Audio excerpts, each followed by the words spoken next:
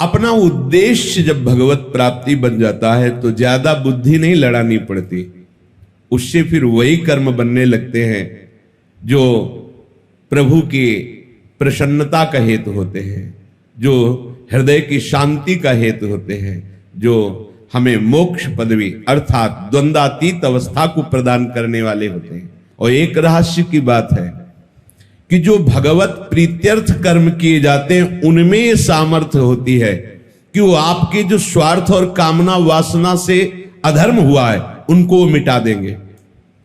हित सजनी जो आचार्य स्वरूप में प्रकट होकर के बता रहे हैं, बिल्कुल सहज सरल भाव से अपने घर में गुरु प्रदत्त प्रियालाल को विराजमान करो।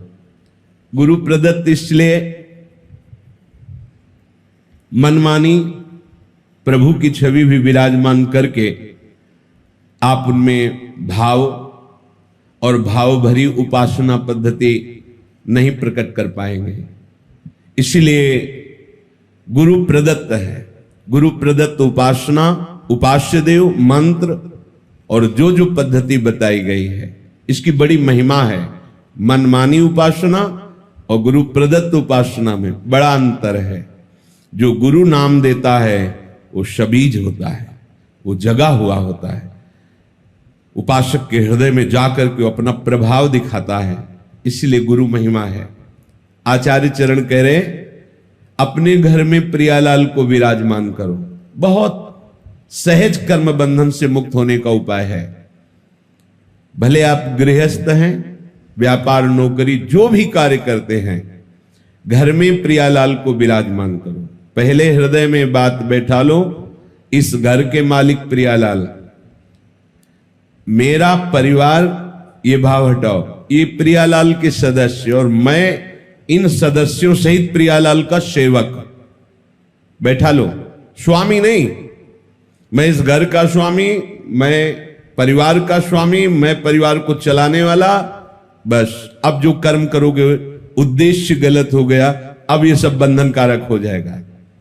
घर में प्रियालाल को विराजमान करने का मतलब है ठाकुर हुए प्रियालाल, स्वामी हुए प्रियालाल, हम सेवक और ये स्वामी के सदस्य।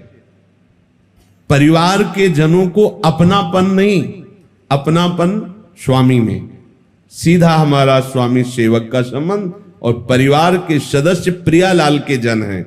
इस भाव से उनकी सेवा के निमित्त से जो भी कर्म किए जा रहे हैं वो तो सेवा है ही, पर घर में भी सेवा पद्धति का विस्तार करें।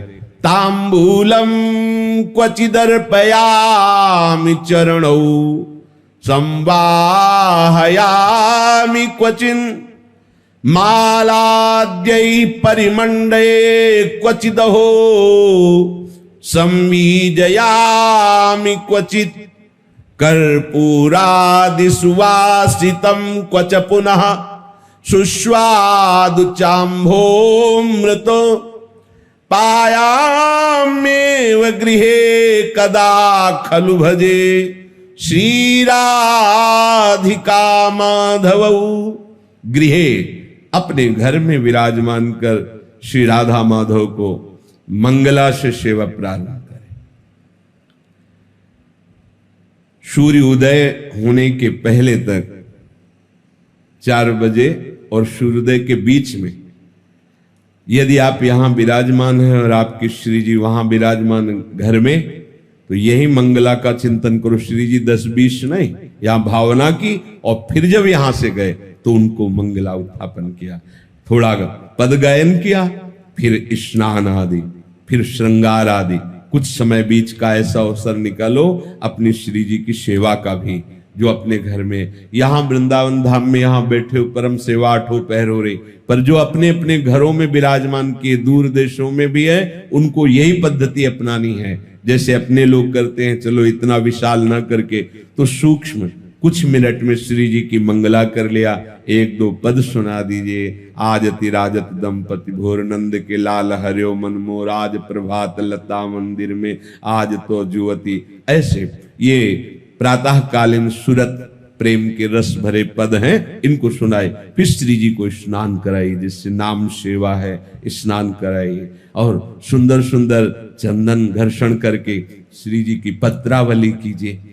श्री जी को भोग पवाइए, श्री जी को तांबूल पवाइए। भोग लगा रहे, थोड़ी देर पंखा लेकर के ऐसे झल रहे, ऐसे दिनचर्या। जब श्री जी को शयन कराए, उनके चरण दाब रहे। अगर 4 फूलों की व्यवस्था हो जाए तो ऐसे फूलों की पंखुड़ियां बिछा दी, नाम को विराजमान कर दिया, भावना किया, प्रिया प्रीतम शयन करे, उनके चरण चाप रहे। हम अपने घर में जब लाडली जी को स्वामी मान लेंगे तो जितने भी कर्म हो रहे हैं वो सब उनके निमित्त से माने जाएंगे। सेवा, व्यापार, नौकरी, कर्म बंधन से मुक्त होने का सहज उपाय। अपने घर में जो ठाकुर विराजमान है उनको मालिक मानिए।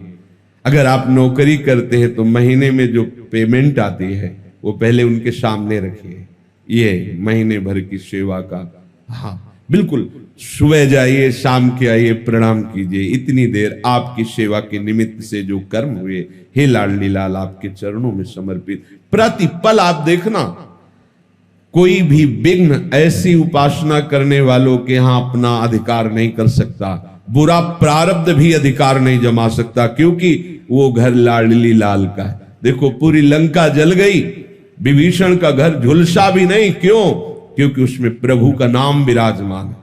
दीवालों में नाम अंकित किए हुए, उनमें प्रभु का भक्त रहता है। जहां नाम कीर्तन होता है, नाम कीर्तन का बड़ा प्रभाव है। सबको अपने घर में नाम कीर्तन करना चाहिए, बहुत मंगल होगा, बहुत मंगल। 10 मिनट ही सही, परिवार के 4 सदस्य बैठकर यदि नाम कीर्तन करोगे तो परिणाम देख लेना।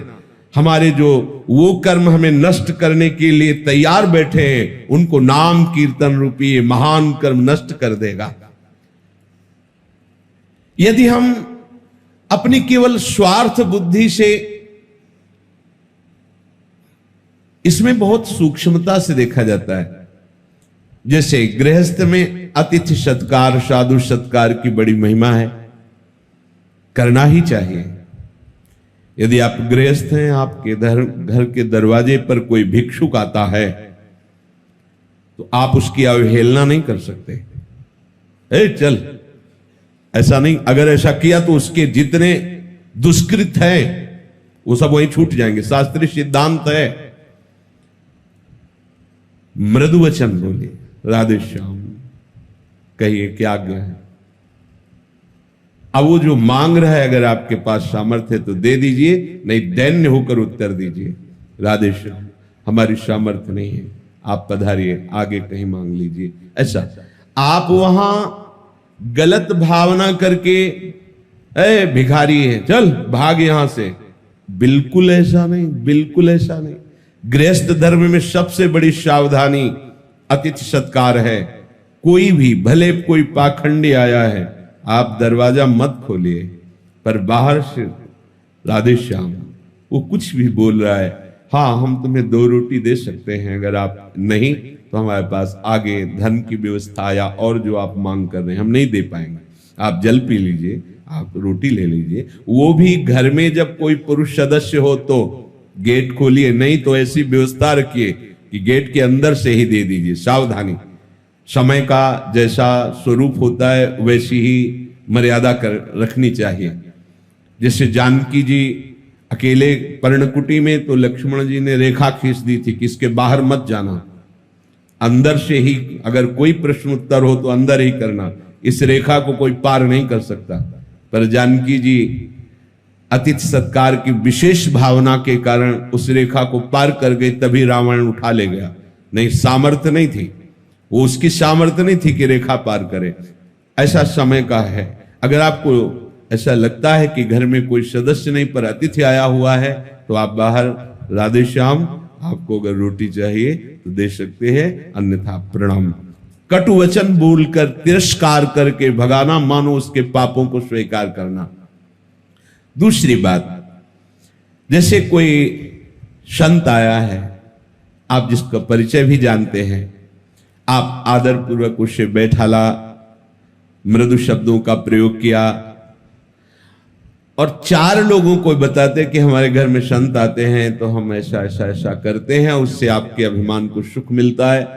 अब ये कर्म कल्याणकारक नहीं रहा, ये बंधनकारक बन गया।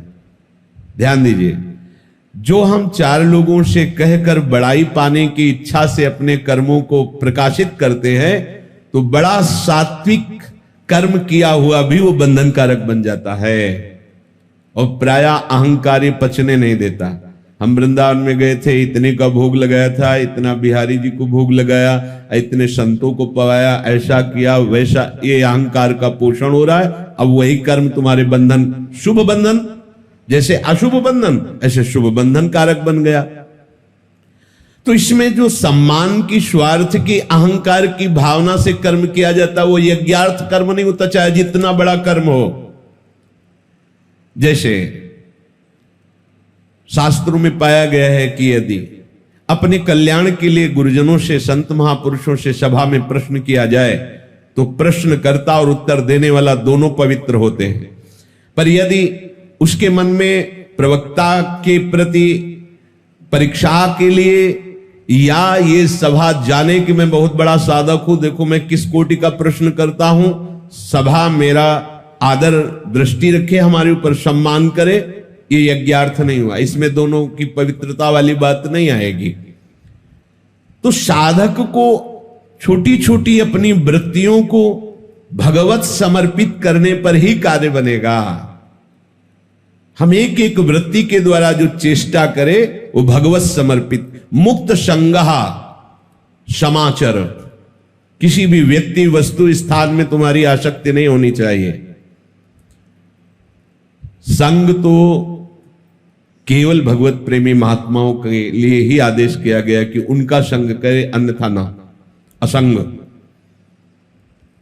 एकश्चरण रहस चित्त मनंत ईसे, अगर संग की बात आई तो युंजीत तदवृत्ति साधु सुचेत प्रसंगा, जिनका चित्त निरंतर भगवत प्रसंग में रमण करता रहता है, ऐसे साधुओं का संग करे, नहीं तो असंग रहे। जित संग दोषा तभी हो सकता है जब महात्माओं का संग हो, भगवत प्रेमी महात्माओं का संग हो और सबसे असंग हो करके भगवत प्रीत्यर्थ तत्सुख भावना से कर्म किया जाए, यज्ञार्थ कर्म किया जाए, तो बड़े आनंद पूर्वक जीवन व्यतीत करते हुए वो भगवान को प्राप्त हो जाएगा। आपके पास जो भी सामग्री हुई भगवत प्रदत्त है। भगवान कह रहे यदि तुमने उस सामग्री में हिस्सा नहीं लगाया तो यो भुंगते स्तेन एवशाह, वो चोर है, उसे मैं दंड देता हूं। ये मत समझो कि तुम्हें जो सामग्री मिली केवल आपकी ही है। जब रसोई में अन्न बनता, एक रोटी पहले गौग्रास बनती थी, अब कुत्ता ग्रास बनता होगा, गौग्रास तो बनता नहीं। कैसे? गौ है नहीं तो ग्रास कहां पाओगे? कहां गौ है? कैसा कलयुग का, जहां गाय मूत्र त्याग करती थी वो तीर्थों के समान पवित्र स्थान हो जाता था। गौ में धर्म वास करता है। पहला ग्रास जो थाली प्रभु को गई, इसके बाद पहली रोटी गौ के लिए निकाल, एक रोटी लेकर के हमने देखा है छत में जाकर तोड़ करके डाल दिया कौआ चिड़िया आदि के लिए। फिर वो दरवाजे पर निकल कर खड़े हुए कि कोई अतिथि, कोई संत महात्मा, ऐसा 1 मिनट इंतजार, प्रत्येक दिन ऐसा करना। 1 मिनट देखा कोई नहीं, फिर प्रणाम करके उसको प्रसाद को पाया। जो भी तुम्हारे पास संपत्ति है उसमें हिस्सा लगाना पड़ेगा। जैसे किसान आदमी, बड़ा पाप होता है किसानी में, बहुत से जीव मरते हैं, बहुत से कटते हैं जीव। देखा, अब खुरपी से निकाल रहा है, कितने जीव ऐसे कट जाते हैं। केचुआ है, बड़े कई प्रकार के जीव होते हैं जो कट जाते हैं, वो सब अपराध, हिस्सा निकालना। जैसे कंडा है, चूल्हे पे लगाया और उसमें चींटी, लाखों चींटी उसमें अंदर बैठे और वो ध्यान नहीं दिया, वो सब जल गई। इसीलिए ये जो पहले पद्धति थी निष्पाप होने की, अब उसका कोई ध्यान ही नहीं, क्योंकि वो चूल्हा ही नहीं है, किसमें हवन करे? गैस का समय है, गैस सिलेंडर का, और तौल के आटा आया हुआ है, उसमें 4 रोटी बनाने की सामर्थ्य तो है नहीं। आजकल के नए बच्चे बच्चियां होटल का पसंद करते हैं, बना के भोग लगा के पाना पसंद नहीं करते हैं। हाँ, वो बैठे नौकरी से आए, भोजन लाए नहीं, आप फोन से कह दो तो होम डिलीवरी आ जाएगी घर में। सब धर्म कर्म चौपट होते चले जा रहे हैं। जो सामग्री को अपनी मांग करके भोगता है और उसे भगवत सेवा, गौ सेवा, अन्य सेवाओं में अर्पित नहीं करता है, वो चोर है और चोर को दंड मिलता है। जब अपने को किसी पे गुस्सा आए तो दया करो, ये आसुरी भाव है। जब इंद्रियों की भोग विलासता बढ़े तो दमन करो, और जो तुम्हें प्राप्त हुआ है उसका हिस्सा लगाओ। तभी वो यज्ञाशिष्टासिनः, जो यज्ञ का बचा हुआ भाग है वो तुम्हें निष्पाप कर देगा और भगवत प्राप्ति के मार्ग में बढ़ाएगा। अगर जैसे आप कुटिया बनाए हुए हैं और कोई संत आता है ऐसे समय में, जिस समय भोजन नहीं है, और आपसे याचना करता मैं भूखा हूं, कर्तव्य है तत्काल आप उसके भोजन की व्यवस्था कीजिए। आपने कुटिया निर्माण किया है, यदि आप फुटपाथ पे रहते मांग के खाते, उस समय भी यदि आप रोटी सामने रख के पाने वाले ही हैं और कोई कह दे कि मैं भूखा हूं, तो आपको दे देना चाहिए। यह आज्ञा है। अगर आपने कह दिया कि भोजन का समय तो खत्म हो चुका, भोजन नहीं मिलेगा, आपको अपराध लगेगा। आपने इतनी बड़ी कुटिया बना रखी है, आपके पास व्यवस्था है, और भूखा कोई आया है तो आप मना कर देते हैं, भगा देते हैं, तो आपके ऊपर अपराध लागू हो जाएगा, आपको दंड भोगना पड़ेगा। ये सावधानी रखनी पड़ेगी पक्का। आपने सुविधाओं को एकत्रित किया है तो उसे ऐसी अवस्था में ना नहीं कर सकते। वैसे जैसे सब संत सेवाई चल रही, आपका प्रसाद पाया, पवाना शुरू हुआ, आप बाहर निकल के खड़े हैं, कोई खड़ा है कि मुझे भोजन मिल जाएगा क्या, परिचय जानने की जरूरत नहीं, हाथ जोड़िए, मानसिक प्रणाम कीजिए या पंचांग प्रणाम कीजिए, बैठा लिए और उसे छक के भोजन पाइए। अगर आप ऐसा विधान नहीं रखते तो आप पाने का अधिकार नहीं रखते।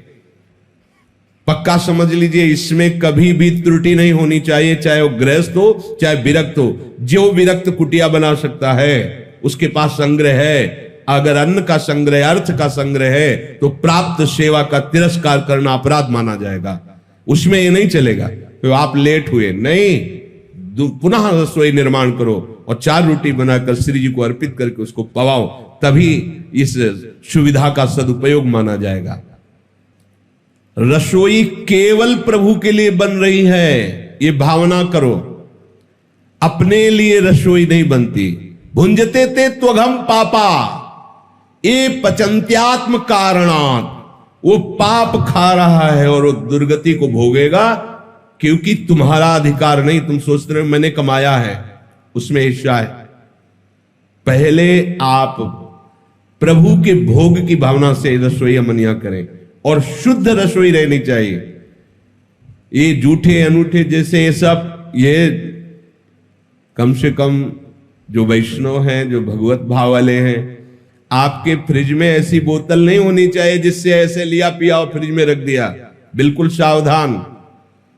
ये बहुत छोटी बात लगती है, लेकिन यही छोटी बात आपकी उपासना को रोक देगी, उपासना में बाधा पहुंचा देगी। ऐसे तो जल उस बोतल से पियो ही मत जो फ्रिज में रख, निकालो, श्री जी को अर्पित करो या नाम लेकर के, तब स्वयं एक बूंद पानी अमनिया मत पियो। मान लीजिए हमारी बात मान, देखो, भुंजते थे त्वघम पापा, जो स्वयं पाते हैं वो पाप पाते हैं। संपूर्ण सृष्टि भगवान की है। जो भी मिला है तुम्हारा पास पदार्थ वस्तु, वो सब सेवा के लिए मिला, भगवत सेवा के लिए मिला है, यज्ञ के लिए मिला है। यज्ञ शेष का जो प्रसाद पाते हैं वो संपूर्ण पापों से मुक्त हो जाते हैं। परंतु जो केवल अपने लिए पकाता है, अपने लिए सब कर्म करता है, वो पापी लोग पाप का भक्षण करते हैं। अब आप समझिए, गरम गरम रोटी बनती जा रही, आप लेके पाते जा रहे, नहीं, सिद्धांत नहीं। पहले श्री जी बोले नहीं, हमारे यहां उसमें जाते हैं, ऑफिस में जाते हैं, तो तुम्हें पता है ना कै बजे जाते हैं, तो आप 30 मिनट पहले रसोई तैयार क्यों नहीं कर लेती? पहले भोग की थाल निकालिए, श्री जी के पास पधराए, फिर उनको बैठा लिए, नाम कीर्तन कीजिए, उनको पवाइए। अगर ऐसा नहीं तो आपका जीवन पाप में। भगवान कह रहे भगवद वाणी भुंजते ते त्वघम पापा, जो यज्ञ शेष अर्थात भगवद अर्पित किया हुआ प्रसाद पाते हैं, वो संचित प्रारब्ध और क्रियमाण तीनों को नष्ट करने की सामर्थ्य रखता है। देखो, पाना भी है और साधना भी बन गई। कैसे अपने लोग हैं हम? अगर कोई फल लेते हैं, सब्जी लेते हैं, कोई भी पदार्थ वस्तु लेते हैं, हमें पहले भावना करनी है ये श्री जी के लिए अच्छा रहेगा, ये ठाकुर जी के लिए अच्छा रहेगा। लेकिन आज की भावना क्या है? वहीं लिया, वहीं खड़े खड़े खाया, अपने लिए हर चीज देख रहे हैं, अपनी रसेंद्री जनेन्द्री इंद्रियों के सुख के विषय। इसीलिए दुर्गति हो रही है। इसीलिए ना तो साधन समझ में आ रहा है, ना परमार्थ समझ में आ रहा है। सावधान हो जाइए। हमारे लिए केवल प्रसाद है, कुछ भी अमनिया नहीं होना चाहिए, ना वस्त्र, ना सैया, ना भोजन, ना जल, कुछ भी नहीं।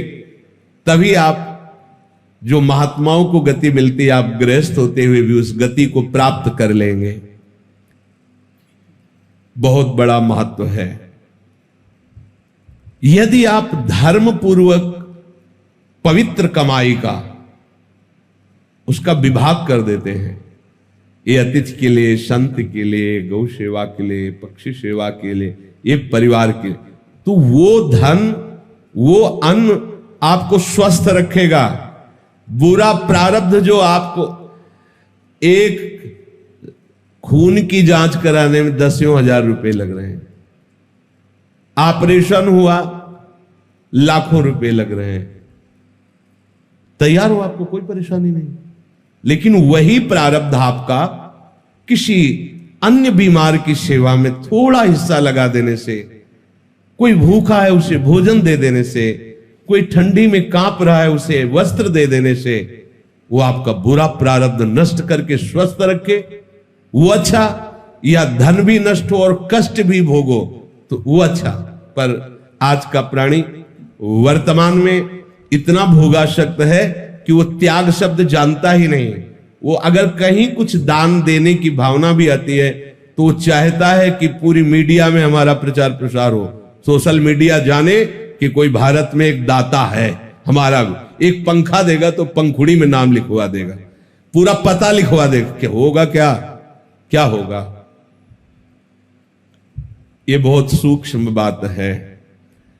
आप जो भी सामग्री आपके पास है उसमें हिस्सा लगना चाहिए। अगर हिस्सा नहीं लगाते हो तो जबरदस्ती छीन लिया जाएगा, दैवी विधान आपको परेशान करके छीन लेगा। तो आपके प्रारब्ध और कर्म तो बकाया ही रह गए और कष्ट भोगना पड़ेगा।